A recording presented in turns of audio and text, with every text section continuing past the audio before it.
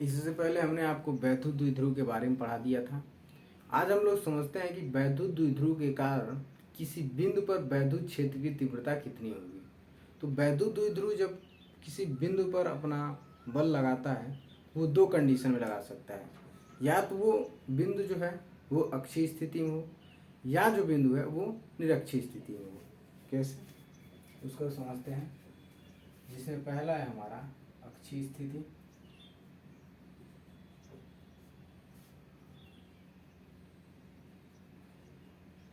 और दूसरा है निरक्षीय स्थिति।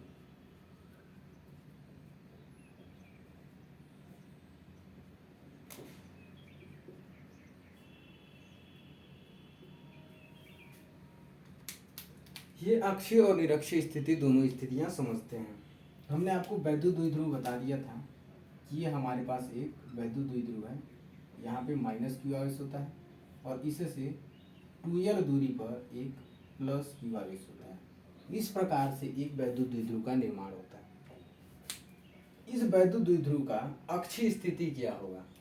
तो इस लाइन के अकॉर्डिंग अगर कोई दूसरी लाइन ड्रॉ की जाए, जैसे ये हमारे पास यहाँ से यहाँ तक लाइन है जो 2l डिस्टेंस है, इसको अगर आगे बढ़ाया जाए इधर भी और इधर भी, तो इस बिंदु, इस लाइन पर अगर कोई दूसरा बिंदु पाया जाता है जिस पर इस विद्युत द्विध्रुव के कारण बल लगता है या वैद्युत क्षेत्र की तीव्रता उत्पन्न होती है, तो उसको हम कहते हैं अक्षीय स्थिति।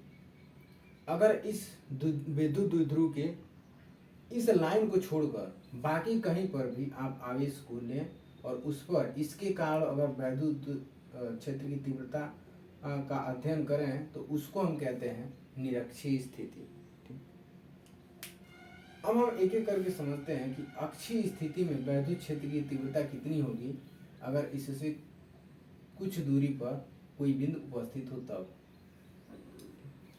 ये हमारे पास एक वैद्युत द्विध्रुव है जो कि किसी परावैद्युतांक माध्यम में रखा गया है। इससे कुछ दूरी पर एक बिंदु है P। यहाँ पे एक बिंदु है, ये A बिंदु था, ये B बिंदु था। A पर उपस्थित माइनस क्यू आवेश, B पर उपस्थित प्लस क्यू आवेश, जिनके बीच की डिस्टेंस 12 थी, और यहाँ पे एक मध्य बिंदु था जिसको हमने O कहा। ठीक, ये हमारा मध्य बिंदु O है, ये वाला O है। तो 2l डिस्टेंस थी, ये मध्य बिंदु है, ये L होगा और ये भी L होगा। और इससे, इस मध्य बिंदु से R दूरी पर, यहाँ R दूरी पर,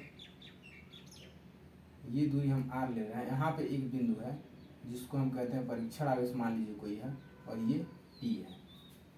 तो इस वैद्युत द्विध्रुव के कारण जो कि परावैद्युतांक माध्यम में उपस्थित है, इस वैद्युत द्विध्रुव के कारण इस बिंदु P पर वैद्युत क्षेत्र की तीव्रता कितनी होगी उसको हम लोग समझते हैं।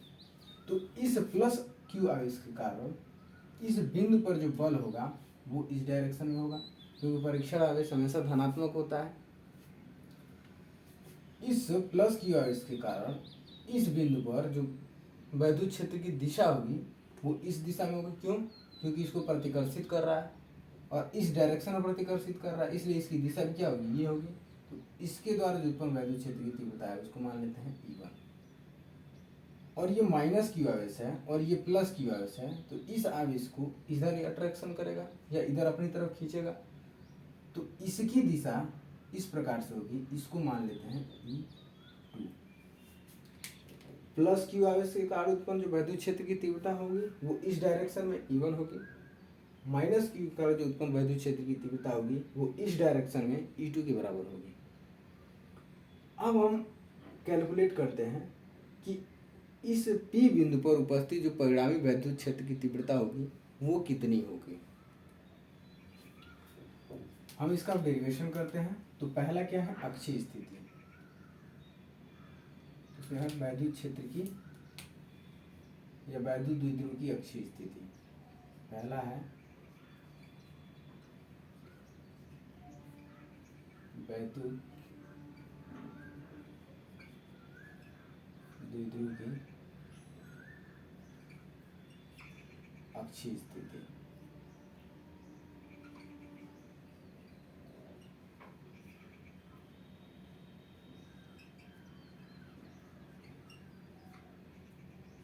ये है हमारा वैद्युत द्विध्रुव की अक्षीय स्थिति। अब हम इसका डेरिवेशन करते हैं।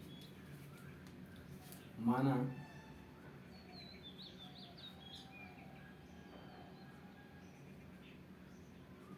विद्युत द्विध्रुव, ये जो हमारा विद्युत द्विध्रुव है जिसका पराबैद्युतांक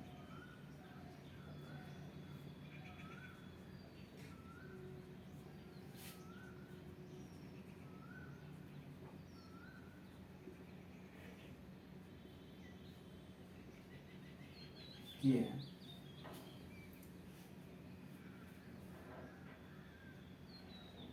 इससे या इसके मध्य बिंदु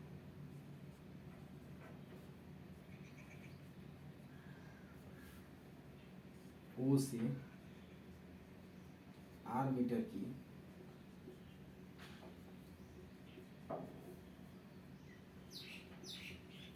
दूरी पर, मध्य बिंदु O से R मीटर की दूरी पर उपस्थित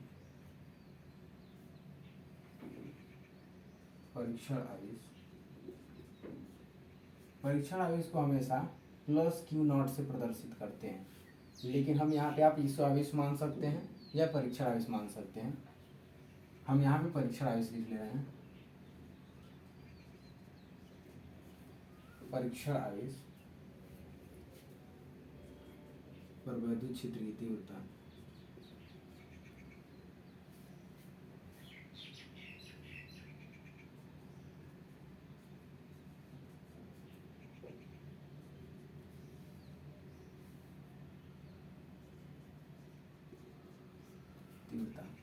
प्लस क्यू आवेश के कारण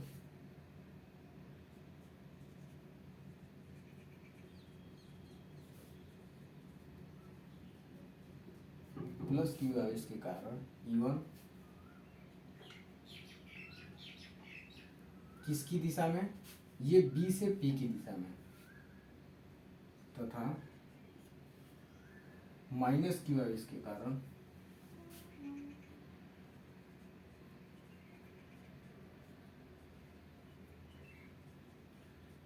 माइनस क्यू आवेश के कारण जो वैद्युत क्षेत्र की तीव्रता होगी E2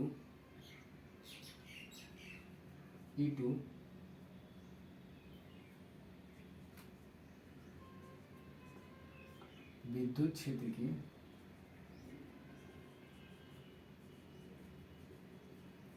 तीव्रता है। तो इसकी डायरेक्शन क्या होगी, इसकी डायरेक्शन इस P से A की तरफ होगी।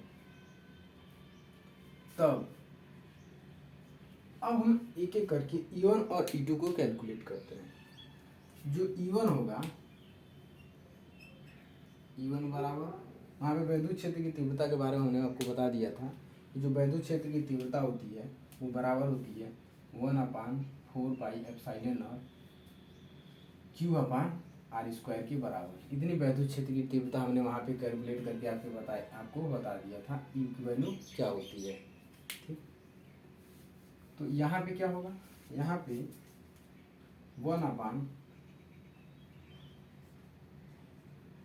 पाई एप्सिलॉन नॉट और एक कांस्टेंट के होगा, ये जो है ये परावैद्युत माध्यम में परावैद्युतांक है उसका 1/4 पाई एप्सिलॉन नॉट की Q अपान R स्क्वायर। लेकिन R स्क्वायर में आप देखिए तो ये जो मध्य बिंदु O है यहाँ से और ये जो हमारा B है इसके बीच की डिस्टेंस L है, और यहाँ से यहाँ पर बिंदु उपस्थित है P, लेकिन इस P की जो दूरी है वो O से ली गई है, और इस O की जो O से और P की जो टोटल दूरी है वो R है।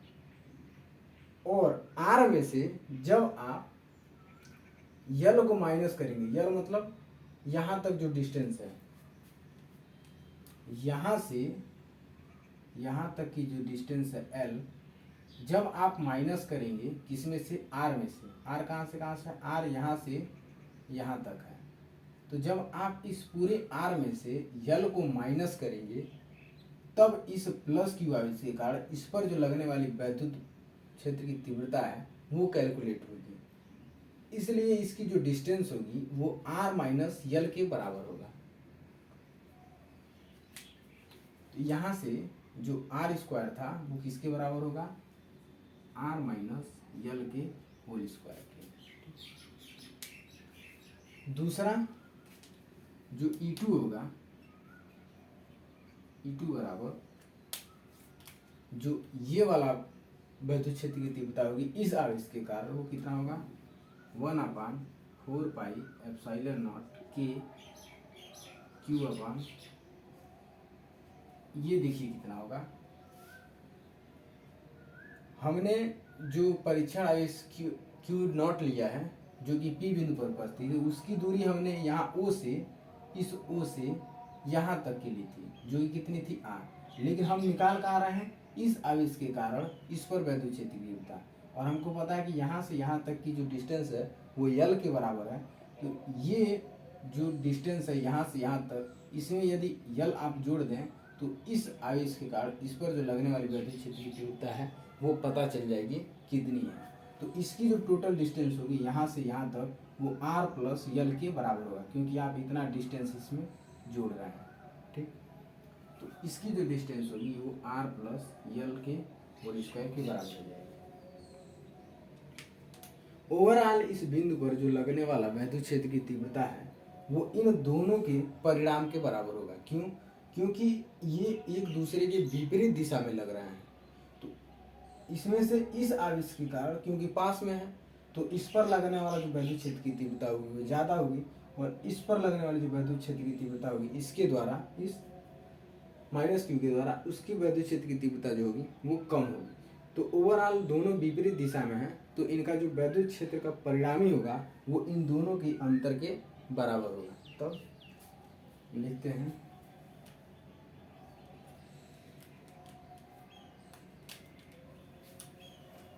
तब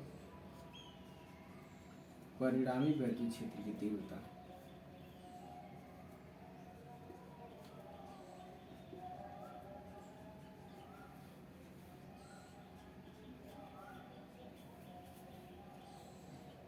E1 तथा E2 के अंतर के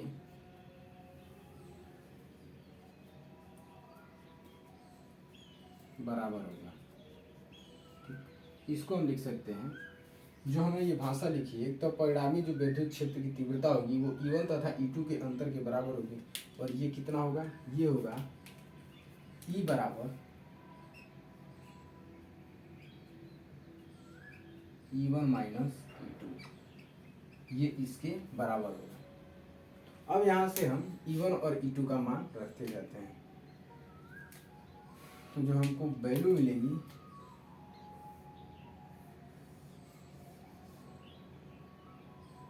वो क्या मिलेगी, अब उसको हम समझते हैं।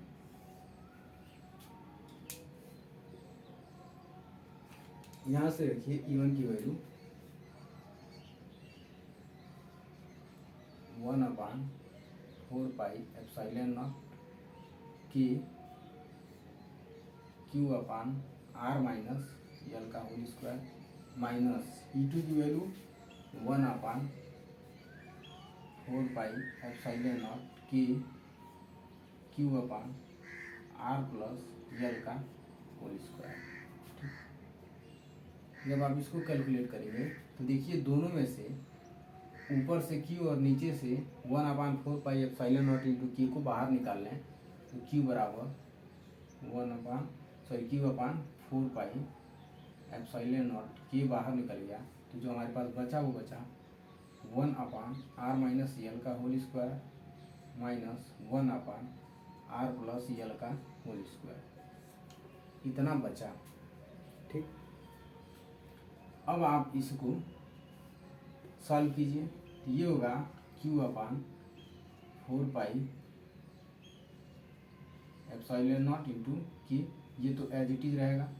लेकिन यहाँ से आप इसको फ्रैक्शन को सॉल्व कीजिए तो इसका जो एलसीएम होगा वो किसके बराबर होगा, आर माइनस यल के होल स्क्वायर के और आर प्लस यल के होल स्क्वायर के। और जब आप इससे इसे भाग देंगे तो आर माइनस यल का होल स्क्वायर पूरा पूरा कट जाएगा, बच जाएगा क्या, आर प्लस यल का होल स्क्वायर माइनस क्या बच जाएगा, ये बच जाएगा आपका।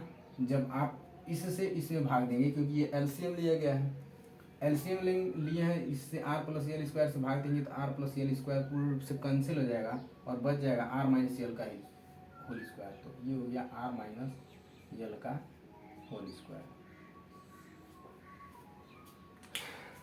इसको अब सॉल्व कीजिएगा। यहाँ पे हमने हाईलाइट करने के लिए इसको ब्लैक मार्कर का यूज किया है। जब इसको सॉल्व करेंगे तो ये हो जाएगा 1/Q/4 एप्सिलॉन नॉट के। इसको आप ओपन कीजिए, कौन सा फॉर्मूला लगा के, a प्लस बी का होल स्क्वायर। तो a प्लस बी का होल स्क्वायर फार्मूला लगाएंगे तो ये होगा R square plus L square plus 2r L, या 2l r के बराबर होगा 2l r। ठीक, यहाँ पे क्या साइन है, यहाँ पे माइनस साइन है, और इसको ब्रैकेट के अंदर जब आप इसको खोलेंगे कौन सा फार्मूला लगा के, a माइनस बी का होल स्क्वायर। तो e माइनस बी का होल स्क्वायर फार्मूला लगाएंगे तो ये होगा R square plus L square minus 2l r, ये फार्मूला होता है। और नीचे क्या है, ये है आर माइनस यल का whole square into R plus L का होल स्क्वायर। इनके बीच में कुछ नहीं है तो गुणा का चिन्ह है। ठीक, यहाँ से एक स्टेप और आगे सॉल्व कीजिए। Q/4 एप्सिलॉन नॉट के, ये हो गया हमारा R square plus L square minus 2l r। यहाँ से देखिए, इस माइनस को जब अंदर गुणा करेंगे तो इसके आगे कोई साइन नहीं है तो प्लस का साइन है, और प्लस माइनस माइनस, ये माइनस आर स्क्वायर, ये माइनस है, ये प्लस है तो ये भी माइनस ही होगा, माइनस यल स्क्वायर, और ये माइनस है और इस माइनस के साथ गुणा करेंगे तो ये हो जाएगा प्लस 2l r। बटे में क्या है, बटे में है आपका आर माइनस यल का whole square into R plus L का होल स्क्वायर। यहाँ से आपका आर स्क्वायर से आर स्क्वायर कैंसिल हो जाएगा, यल स्क्वायर से यल स्क्वायर कैंसिल हो जाएगा। क्यों, ये माइनस है, ये प्लस है, ये माइनस है, ये प्लस है। यहाँ पे आप देख रहे हैं हमने एक गलती चीज लिख दिया है, यहाँ पे प्लस 2l r है, ये भी प्लस 2l r के बराबर होगा, ये प्लस 2l r के बराबर होगा। तो हमारे पास जो बच गया वो बच गया प्लस 2l r और प्लस 2l r। तो ये बराबर होगा किसके, प्लस 4l r। तो प्लस को हम नहीं लिखते हैं, 4l r बटा r माइनस यल का whole square into R plus L का होल स्क्वायर, और ऊपर क्या बच गया 4l r। और इससे पहले हमारा बचा क्या है, इससे पहले बचा है Q/4 एप्सिलॉन नॉट इंटू के, ये हमारा अभी बचा हुआ है। ठीक, आप एक चीज़ और ध्यान दीजिए, जब आप सबको एक साथ गुणा करेंगे तो आपको मिलेगा क्या, हम इस Q को इसके अंदर लेके जाते हैं, इस Q को इसके अंदर, क्योंकि गुणा के रूप में है, और इसको अगर कुछ न लिखें तो ऐसे आप लिख सकते हैं। तो अगर ये जो Q है इसके साथ आप गुणा करेंगे तो ये हो जाएगा 4QL r upon 4 epsilon not into के, या इसको थोड़ा अब आगे लिख लीजिए कन्फ्यूजन ना हो, इसलिए हम यहाँ पे 1/4 एप्सिलॉन नॉट के को बाहर ही कर लेते हैं।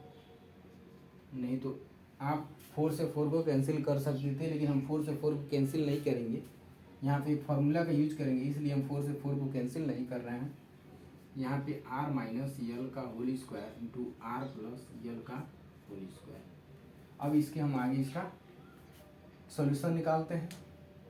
तो हम इसको 4QLR में हम 4 को 2 इंटू 2 के बराबर लिख ले रहे हैं, टू, और क्या है क्यू यल आर बटा क्या है हमारे पास 1/,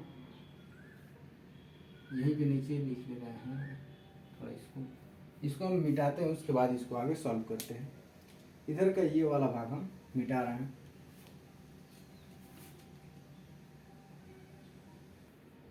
ठीक, यहाँ से हम फिर से सॉल्व करना स्टार्ट करते हैं। तो हमारे पास है क्या 1/4π∈0 इस 4 को हम 2 × 2 और क्या है QLR के बराबर लिखते हैं, QLR 4 को हम 2 × 2 लिख लिए, और इसके बाद नीचे जो हमारा है ये बच गया R - L का whole square into R + L का होल स्क्वायर। ठीक, सॉरी। जब आप इसको सॉल्व करेंगे तो हमने वहाँ पे आपको वैद्युत द्विध्रुव का एक फार्मूला बताया था। क्या वहाँ पे हमने आपको बताया था कि जो P होता है वैद्युत द्विध्रुव P, और यहाँ पे समझिए जो P होता है, P बराबर होता है 2QL के। ये फार्मूला हमने आपको बताया था। इस फार्मूला को हम लोग यहाँ पे यूज कर रहे हैं। तो देखिए इस फार्मूला को यूज करने से हमको मिलेगा क्या, ये जो हमारे पास 2QL है, यहाँ से 2QL ये हमारा बन जाएगा P। 2QL बराबर किसके है P के। ये जो 2QL है ये P के बराबर बन जाएगा। तब हमारे पास क्या मिलेगा, तब हमको मिलेगा 1/4πε0 के 2PR, 2 बचा था, R बचा था, और इस 2QL का जो मान है वो P के बराबर था। तब R - L का होल स्क्वायर R + L का होल स्क्वायर, ये हमारे पास बच गया। यहाँ से एक फार्मूला का यूज कीजिए, कौन सा, A - B का होल स्क्वायर। आपको पता है, सॉरी A - B का नहीं, वर्गांतर का फार्मूला A² - B² बराबर किसके होता है A - B और A + B। कुछ समय के लिए अगर मान लीजिए ये स्क्वायर नहीं है तो ये जो फार्मूला बनता ये बनता A² - B² के बराबर, लेकिन चूंकि इसके ऊपर वर्ग है तो ये जो फार्मूला बनेगा ये R के स्क्वायर और L के स्क्वायर के बराबर बनेगा। कैसे, ये जो फार्मूला है अगर इसमें आप दोनों तरफ इसका वर्ग करते हैं, इसका भी और इसका भी, तो आप इसका भी वर्ग करेंगे और इसका भी वर्ग करेंगे। ठीक, तो A के स्क्वायर का स्क्वायर और B के स्क्वायर का स्क्वायर बराबर किसके है A - B के स्क्वायर के और A + B के स्क्वायर के। तो ये जो आपको फार्मूला यहाँ पे दिख रहा है, ये जो स्ट्रक्चर दिख रहा है, सेम यही स्ट्रक्चर यहाँ पे है। यहाँ पे A - B का स्क्वायर था, यहाँ पे यहाँ पे A - B का स्क्वायर था, यहाँ पे R - L का स्क्वायर है, यहाँ पे A + B का स्क्वायर था, यहाँ पे R + L का स्क्वायर है, और इसका ये बराबर है किसके A के स्क्वायर, और यहाँ पे A की जगह पे क्या है R। ये जो बराबर होगा ये बराबर होगा 1/4πε0 के 2PR बटा A की जगह पे क्या है R, तो R के स्क्वायर। ठीक, और दूसरा क्या है माइनस साइन, किसके बराबर है L के स्क्वायर इसके बराबर है। हम मानते हैं क्या कि हमारे पास ये जो L डिस्टेंस है, जो कि यहाँ से और यहाँ तक O से और B के बीच की जो डिस्टेंस है, ये जो O से और B के बीच की डिस्टेंस है, ये R की तुलना में बहुत छोटी है। तो हम यहाँ पे क्या लेते हैं, L बहुत छोटा है R की तुलना में।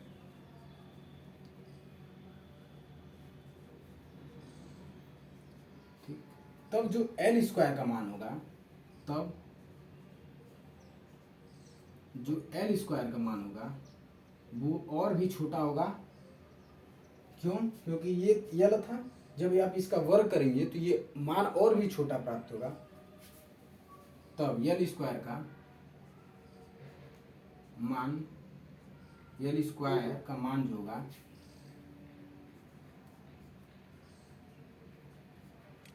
नगण्य होगा। क्यों? जैसे मान लीजिए अगर आपके पास जो यल है, अगर यल का मान अगर आपका 0.1 होता तो 0.1 छोटी राशि है, ठीक। अगर इसका आप वर्ग करेंगे, क्योंकि हमने अगर यल लिया, अगर यल r से छोटा है तो यल स्क्वायर और भी छोटा कैसे होगा उसको देखिए।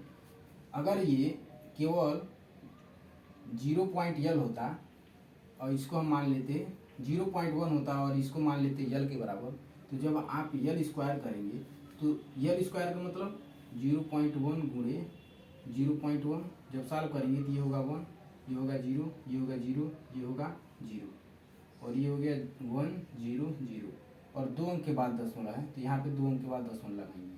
तो जो एल स्क्वायर का मान है, यहाँ से अब देखिए जो एल स्क्वायर का मान है वो पहले यल का मान 0.यल था, बाद में जो यल स्क्वायर का मान है ये 0.0 यल के बराबर हो गया, मतलब मान और भी छोटा होता गया। इसलिए पहले ये जो मान था उसकी तुलना में ये मान और भी छोटा हो गया। इसलिए हम यहाँ पे जो यल स्क्वायर है इसको नेग्लिजिबल मान लेते हैं, नगण्य मान लेते हैं। जब आप यल स्क्वायर को नगण्य मान लेंगे तो इसकी जो मान होगा उसको आप नहीं लिखेंगे, ठीक। ये वाला भाग आप नहीं लिखेंगे। तब आपके पास बचेगा क्या? तब आपके पास बच जाएगा कौन सा? ये वाला 1/4πε0 के 2πr अपान r का स्क्वायर। जब r के स्क्वायर को जब ओपन करेंगे तो ये होगा r की पावर 4। कैसे? r के स्क्वायर का स्क्वायर मतलब अगर a पे पावर यम पे पावर यन, मतलब a पे पावर यम और उसके ऊपर आप यन लिखते हैं तो ये जो होता है ये बराबर होता है a पे पावर यम इंटू यन के, ठीक। तो यहाँ पे आपको क्या लिखे है? r पे पावर 2 का पावर 2, तो ये हो जाएगा r पे पावर 2 गुणे 2, जो कि इस रूप में लिखा जाएगा। तो ये हो जाएगा 2 दूना 4, तो r पे पावर 4 के बराबर हो जाएगा, ठीक। इसी चीज़ को हमने यहाँ पे लिखा है। ये जो r पे पावर 4 होगा वो कैसे आया, यहाँ से देखिए आप, तो एक r से इसका एक पावर कैंसिल हो जाएगा और बच जाएगा क्या? r3। तो ये होगा 1/4πε0 के 2p/r3। ये हमारे पास फॉर्मूला बन गया। यहाँ से हम मान लेते हैं कि अगर ये माध्यम निर्वात में होता, ये वैद्युत द्विध्रुव जो है वो निर्वात में होता, तब निर्वात में k का मान 1 के बराबर होता है। जब k का मान 1 के बराबर होता है उसको इसमें रखते तो जो वैद्युत क्षेत्र की तीव्रता है वैद्युत द्विध्रुव के कारण वो आ जाएगी E बराबर, हम E को कैलकुलेट कर रहे थे, E बराबर क्या हो जाएगा? E बराबर हो जाएगा 1/4πε0 2p/r³ के बराबर। ये होता है, या ये होगा हमारा E। कोई वैद्युत द्विध्रुव के कारण किसी बिंदु पर वैद्युत क्षेत्र की तीव्रता जब वह अक्षीय स्थिति में हो तो E जो होगा वो बराबर होगा 1/4πε0 2p/r³ के।